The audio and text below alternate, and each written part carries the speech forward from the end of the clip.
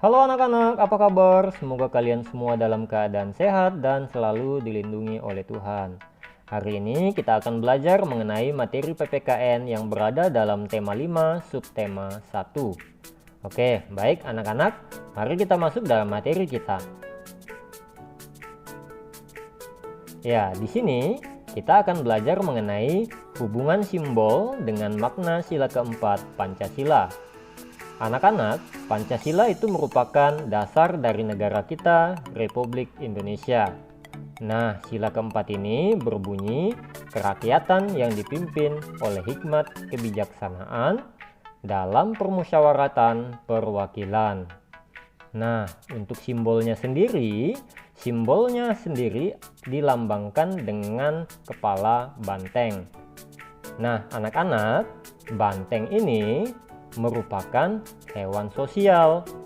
Dia adalah hewan yang suka berkumpul, sehingga sila keempat ini mengibaratkan masyarakat Indonesia yang senang berkumpul untuk bermusyawarah dalam mendiskusikan sesuatu. Ya, anak-anak, sila keempat ini menjelaskan keutamaan musyawarah dalam mengambil setiap keputusan. Nah, keputusan ini juga harus dihargai dan harus dilaksanakan dengan penuh tanggung jawab.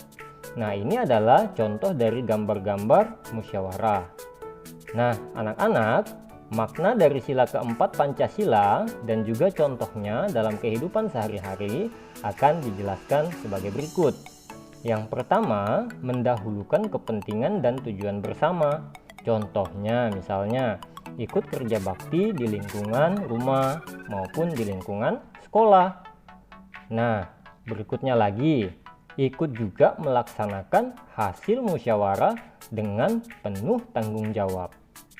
Yang kedua ialah cinta permusyawaratan dan juga demokrasi. Contohnya misalnya, melakukan pemungutan suara dalam pemilihan ketua kelas.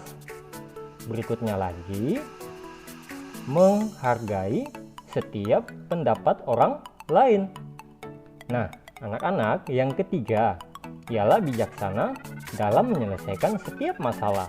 Contohnya yaitu bersikap tenang ketika menghadapi masalah, tidak panik, ya.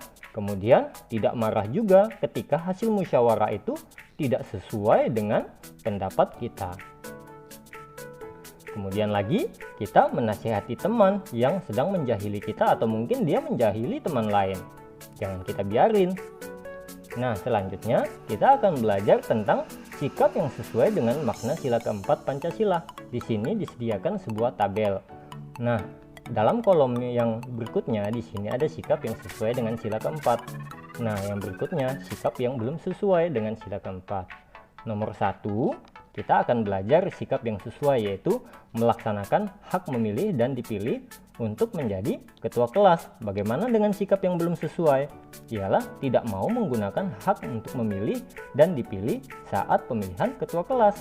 Yang kedua, sikap yang sesuai itu ialah tidak memaksakan kehendak kepada teman atau mungkin kepada anggota keluarga yang lain. Nah, yang belum sesuai itu yang bagaimana sih? Yaitu memaksakan teman atau anggota keluarga kita itu untuk mengikuti apa yang kita mau. Nah, yang ketiga, sikap yang sesuai ialah mentaati peraturan di rumah, di sekolah, maupun di masyarakat. Bagaimana sikap yang belum sesuai? Ya tentu saja dia tidak mau mentaati atau mungkin dia suka melanggar peraturan di rumah, baik di sekolah maupun di masyarakat. Kemudian yang keempat ialah lapang dada dalam menerima setiap kritik dan saran yang diberikan kepadanya dari orang lain atau mungkin dari teman atau keluarga. Sikap yang belum sesuai itu ialah dia tidak mau menerima kritik dan juga tidak mau menerima saran dari orang lain. Nah, yang kelima, sikap yang sesuai ialah menyampaikan pendapat kita itu dengan baik dan tentu saja dengan sopan saat melakukan diskusi.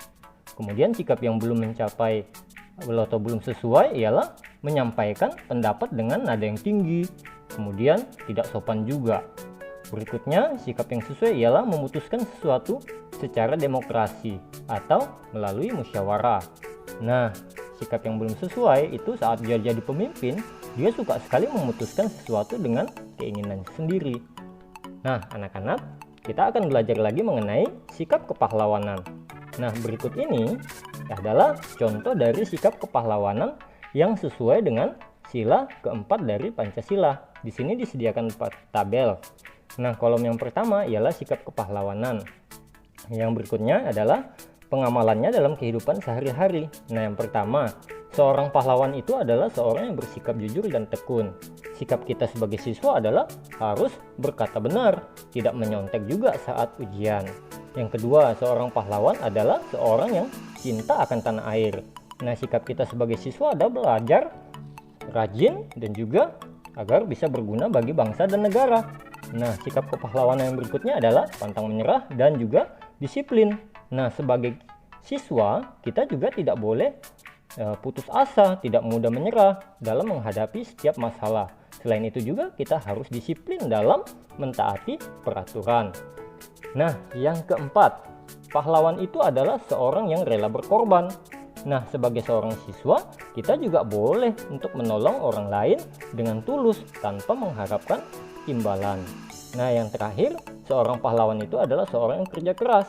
Nah, sebagai siswa, kita juga bisa mengerjakan tugas dengan sepenuh hati dan semangat yang tinggi. Nah, anak-anak, cukup dulu pembelajaran kita hari ini. Semoga bermanfaat bagi kalian semua. Terima kasih.